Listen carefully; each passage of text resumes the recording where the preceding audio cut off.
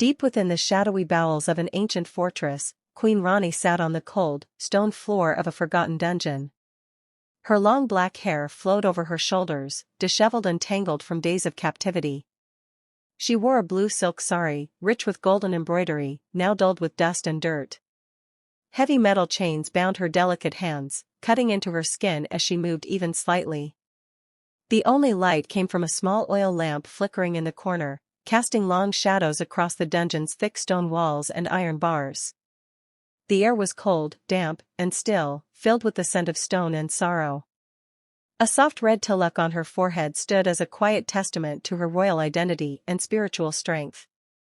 Her large, expressive eyes, though tired, held the flicker of defiance. She had not spoken in days, not cried, not screamed. She had only waited for something, someone, or perhaps a miracle. Part 2: The Arrival of Light. When all seemed lost, the silence of the dungeon was broken, not by footsteps, but by light. Golden light. It began as a shimmer in the air, dancing like dust in sunlight. Then, from the shadows near the barred entrance, a figure appeared, radiant and otherworldly. A golden-winged fairy stepped into the darkness, her long flowing golden hair shimmering like a waterfall of light. Her wings glowed with divine warmth, fluttering softly behind her like rays of the sun made solid. Queen Rani stirred, her breath shallow. She turned her head weakly, her chains rattling softly against the floor. The fairy knelt beside her.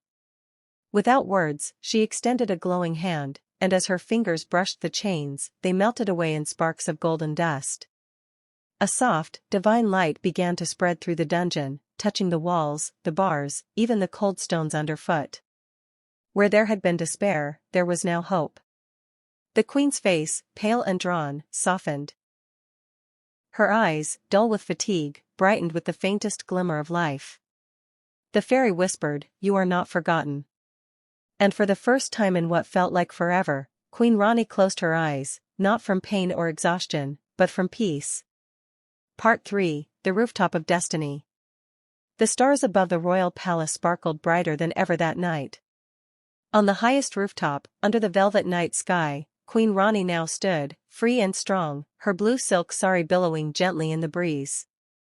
Her golden jewelry glimmered under the starlight, and her hair, washed and adorned, flowed like a river of midnight.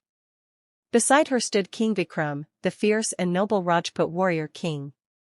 Clad in golden and iron armor, a deep blue turban crowning his proud head, he looked not like a conqueror, but a man who had almost lost the love of his life. They held hands in silence, standing close, the weight of past battles behind them. The domes of the palace glowed gently behind them, casting golden reflections across the marble floors. King Vikram turned to her, his sharp warrior features,